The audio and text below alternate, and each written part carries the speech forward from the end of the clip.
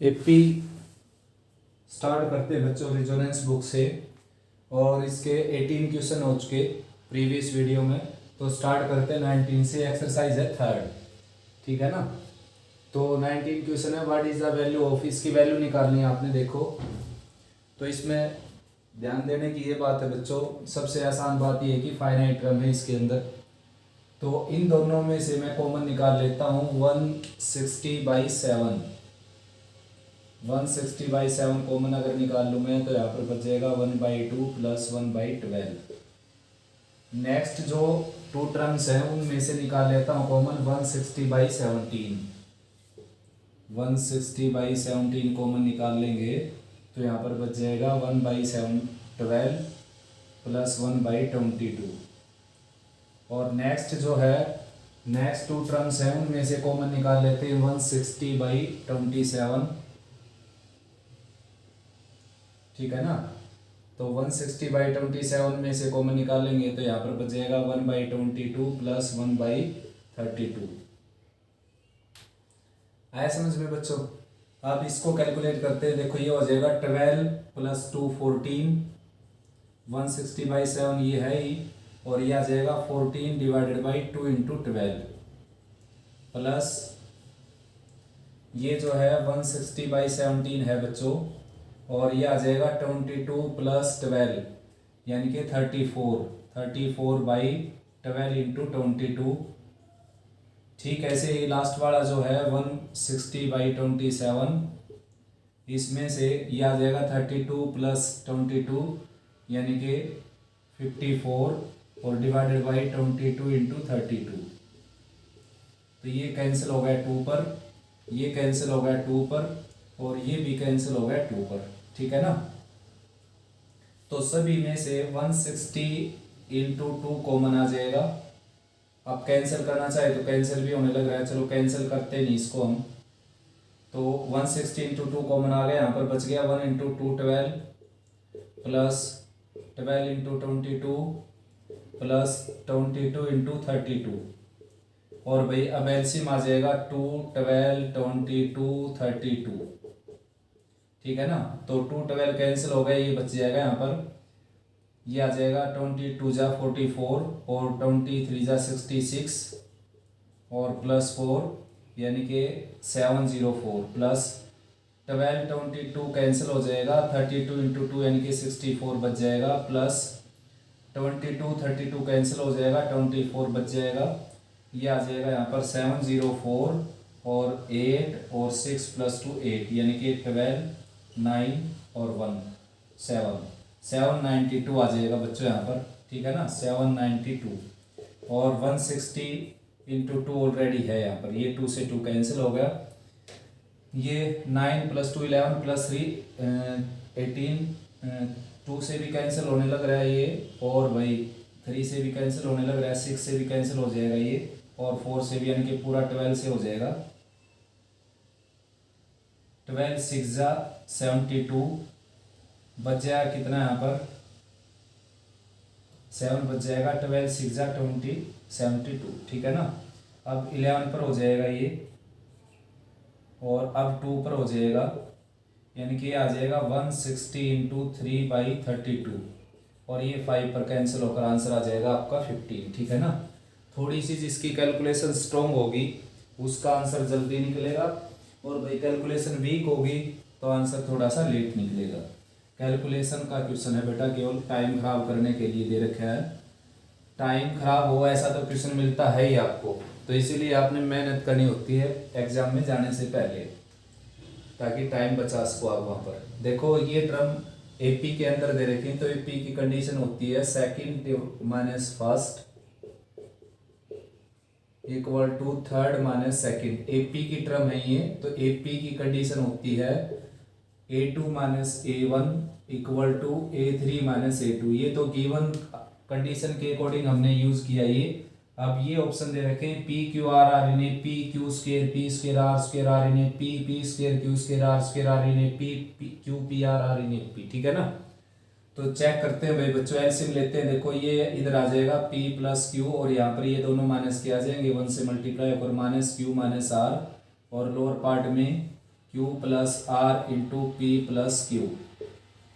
Right में ये इसके साथ हो जाएगा Q plus R minus P divided by R plus P into Q plus R.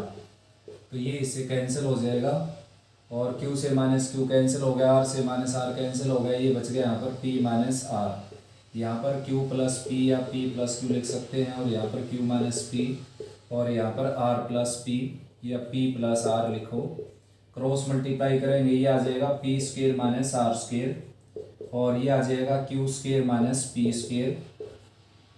तो भाई p स्क्वेयर इस तरफ ले आते हैं या माइनस से मल्टीप्लाई कर देते हैं, R square minus P square और P square minus Q square. तो देखो बच्चों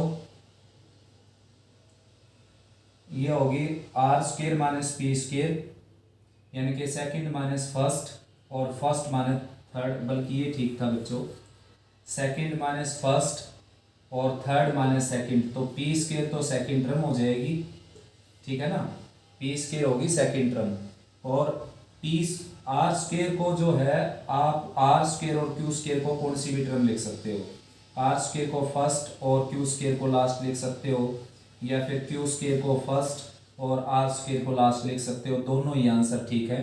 तो ऑप्शन देखते हैं कौन सा है। ऑप्शन में है Q square P square R square R in P, तो ये ऑप्शन हो जाएगा बच्चों, ठीक है ना। फर्स्ट और थर्ड टर्म को इंटरचेंज किया जा सकता है पी में, जबकि सेकंड टर्म सेकंड प्लेस पर ही रहेगी। नेक्स्ट बच्चों 21st question, sum of three terms of A P is 21 and sum of squares of this term is 149, middle term of the series is. तो इसकी मेरे को जरूरत नहीं है भाई, देखो ये जो उसने दे रखा है इसका यूज बिल्कुल नहीं करूंगा, मैं डायरेक्ट निकाल देता हूँ, तीन टर्म ए पी की ऐड कर लेता हूँ ये, ठीक है ना, आया समझ में। तो इनका सम कितना दिया उसने 21 के इक्वल, तो सीधा सीधा डी की वैल्यू क्या आ गई, ए की वैल्यू क्या आ गई 7, डी कैंसिल हो गया, 3a की वैल्यू आ गई 27, 21 है बच्चों ये, और a की वैल्यू क्या आ जाएगी 7। तो a क्या है मिड टर्म, तो मिड टर्म क्या आ गई आपकी 7, ठीक है ना। बड़ा ही आसान तरीके से क्वेश्चन निकल गया।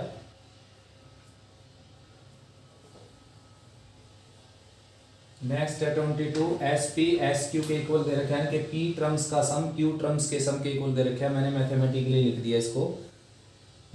सम of first P terms of an A P is equal to the sum of first Q terms, then P plus Q terms is always zero. बेटा ये ट्रिक है अपनी, आप इसका आंसर जीरो लिख सकते हैं। देखो यानी कि अगर 8 टर्म का जोड़ 9 टर्म के जोड़ के इक्वल हो तो ये जो 17 टर्म आ जाएगी क्या आ जाएगी जीरो, ठीक है ना।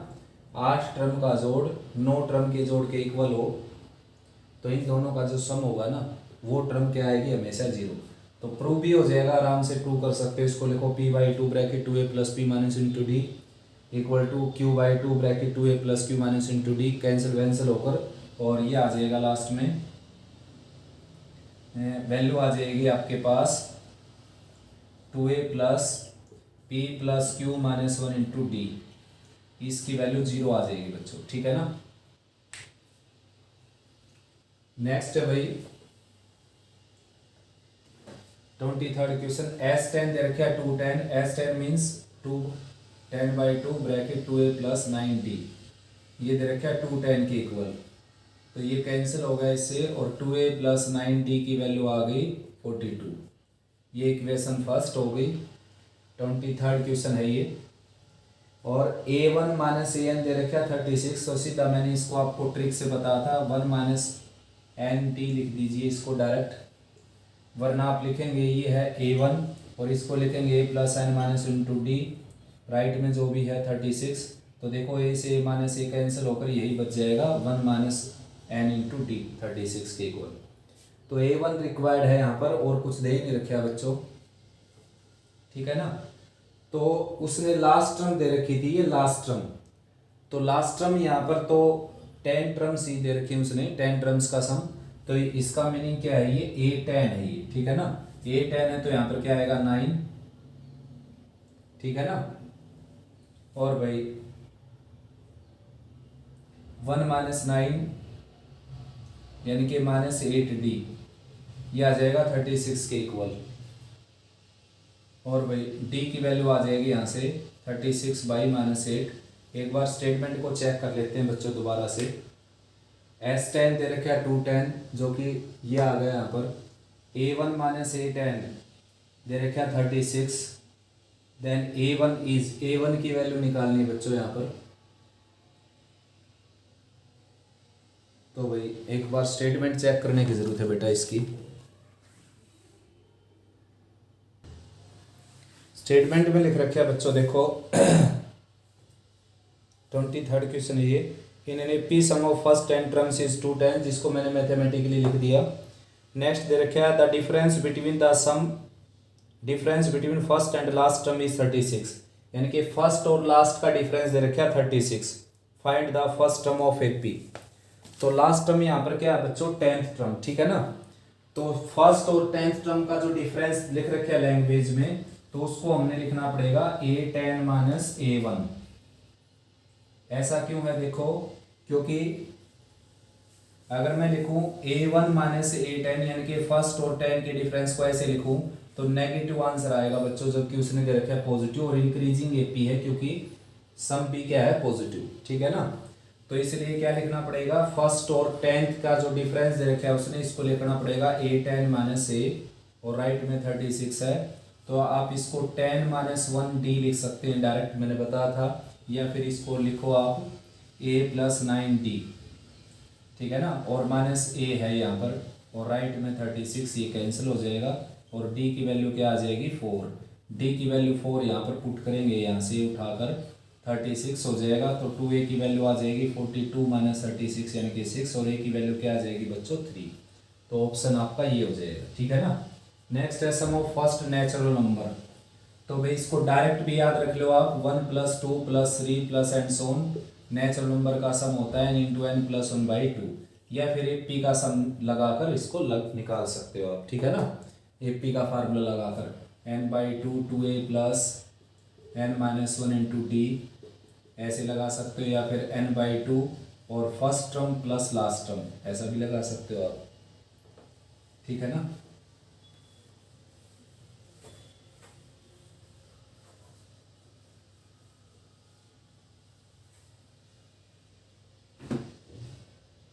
नेक्स्ट क्वेश्चन है बच्चों,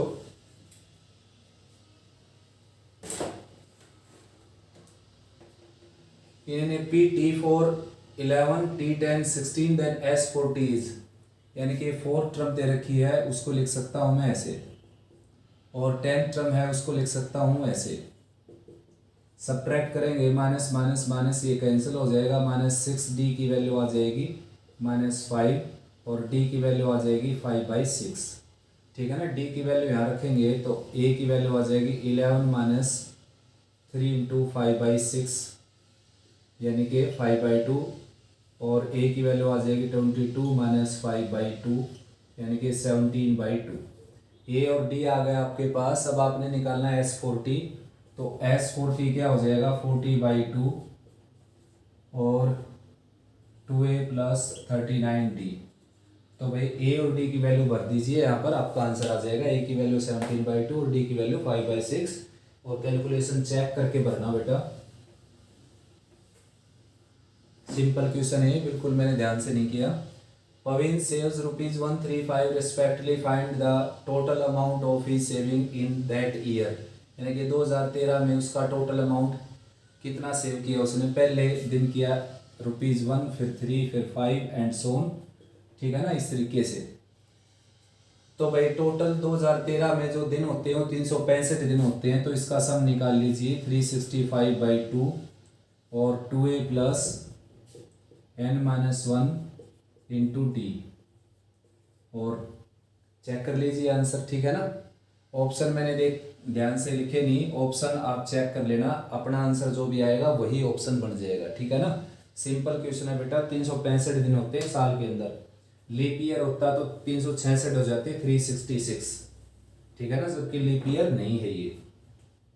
सम of last 2 terms of AP is 60, last 2 term बच्चों, यानी कि AN + AN - 1 ये है 60 के इक्वल, और फर्स्ट टर्म दे रखी है 11 और D दे रखे है 2, तो n निकालना आपने, तो इसका फार्मूला हो जाएगा a plus N minus one into D, और ये हो जाएगा a plus N minus two into D, right में 60, a प्लस ए क्या हो जाएगा 2a, और इसमें से d कॉमन निकालेंगे तो 2n माइनस थ्री हो गया ये, d राइट साइड में 60, a की वैल्यू रखेंगे यहाँ पर 11, 22 हो जाएगा ये, और 2n minus three as it is, और d की जगह रखेंगे 2, राइट में क्या है 60।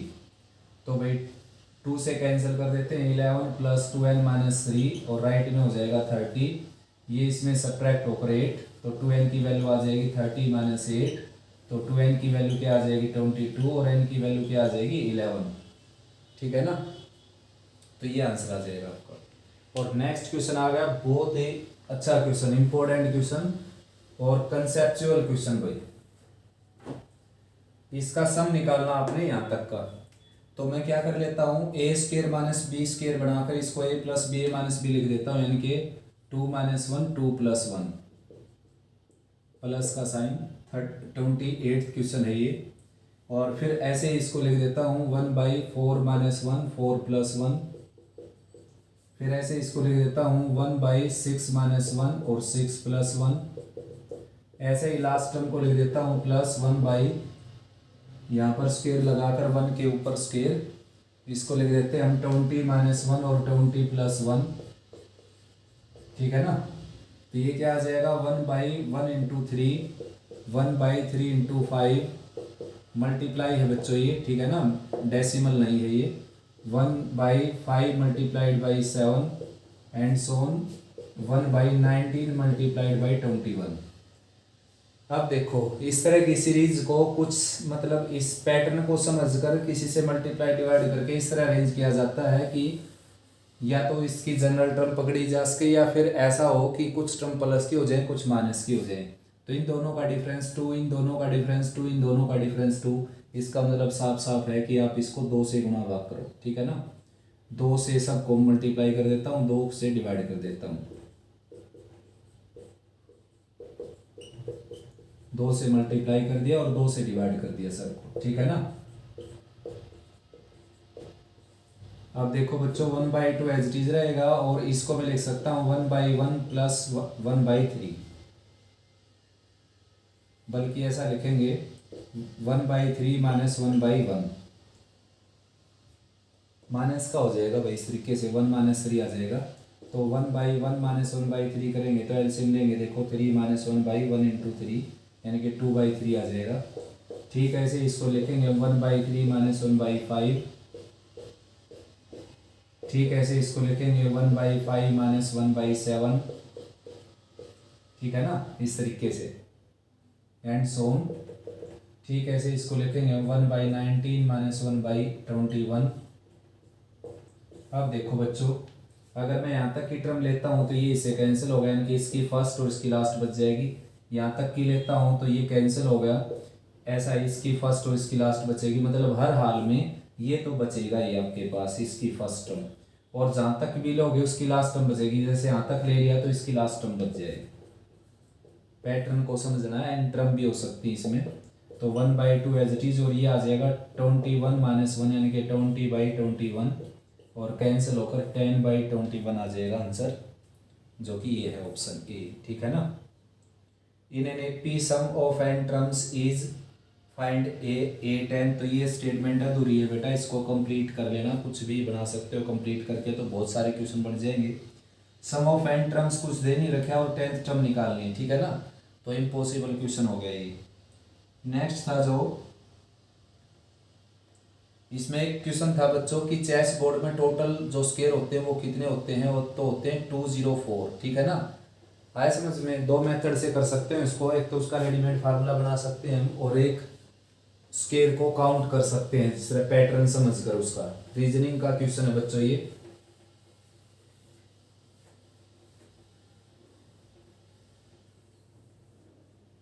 नेक्स्ट है भाई 31st, sum of odd numbers between 0 and 50, 0 और 50 के बीच में ओड नंबर का सम। देखो बच्चों ओड नंबर का सम आप डायरेक्ट फार्मूला बताऊं मैं आपको, ट्रिक है ये, n स्क्वायर कर देना। इवन नंबर का सम पूछा जाए तो ये कर देना। मान लो आपसे पूछ लिया जाए कि 1 से लेकर 10 तक 1 से लेकर 10 तक के जितने भी नंबर हैं उनके सभी इवन नंबर का जोड़ निकालिए। तो 1 से लेकर 10 तक कितने नंबर इवन हो गए? 5। तो यहाँ पर 5 × 6 यानी कि 30 आ जाएगा। इनका जोड़ करके देख लीजिए। 2 + 4 6, 6 + 6 12, 12 + 8 20 + 10 30। और ओड नंबर का सम पूछ लिया जाए 1 से लेकर 10 तक के, तो n का मतलब है नंबर ऑफ टर्म, ना कि टोटल लास्ट टर्म। 1 से लेकर 10 तक के कंजेक्टिव नंबर मिलेंगे आपको, यानी कि 10 तक नहीं, कुछ कहीं तक मिल सकते, कंजेक्टिव नेचुरल नंबर मिलेंगे। जैसे यहाँ पर 1 से लेकर 10 तक के सभी ओड नंबर का सम निकालिए, तो इसमें 5 ओड नंबर होते हैं बच्चों, 5 इवन, 5 का स्क्वायर 25 हो गया। देखो ऐड कर लीजिए इसको, 1 3 5 4 9 और 6 16 + 9 25। ठीक है ना। तो ये क्वेश्चन करते हैं। देखो 0 से लेकर 50 तक जो है वो कितने नंबर ओड हैं? 25। तो 25 का स्क्वायर करेंगे तो 625 आंसर आ जाएगा। ठीक है ना। डायरेक्ट ऐसा कर सकते हैं, या फिर भैया अपने लेंथ ही करना क्वेश्चन को, तो 1 3 5 7 9 और यहाँ पर 49, एक पी का जोड़ कर लीजिए। पहले तो n निकालना पड़ेगा जो कि 25 आएगा, और फिर n/2 ब्रैकेट a + l लगाओगे, n/2 bracket 2a + n - d लगाएंगे। तो ये काफ़ी इजी है बेटा। सभी कॉन्जेक्टिव नेचुरल नंबर हो n तक के, कॉन्जेक्टिव नेचुरल नंबर हो अगर आपके पास, तो उसमें ओड नंबर का सम निकालना आपने। तो अगर उसमें टोटल ओड संख्याएं n है तो आंसर हो जाएगा n², और टोटल इवन संख्याएं अगर n है तो आंसर हो जाएगा n × n+, उनका जोड़ आ जाएगा। n का मतलब क्या है? यहाँ तक कि टोटल ओड या इवन टर्म। 1 से लेकर 100 तक अगर बोल दिया आपको, 1 से लेकर 100 तक की इवन नंबर का सम निकालिए, तो n की जगह 100 नहीं रखना आपने ये देखना है 1 से लेकर 100 तक में कितने नंबर इवन है, तो वो रखना आपने। यहाँ पर ओड नंबर का पूछ लिया जाए तो सीधा 25 हो गया। देखो क्योंकि 1 से लेकर 100 तक 50 नंबर क्या हैं? ओड। तो 50 का स्क्वायर 25 हो गया। यहाँ पर हो गया 50 × 51, 5050 हो जाएगा। ठीक है ना। ओके बच्चों, इस वीडियो में इतना ही। अच्छे से रिवाइज करो इसको, प्रॉब्लम आए तो डिस्कस करो।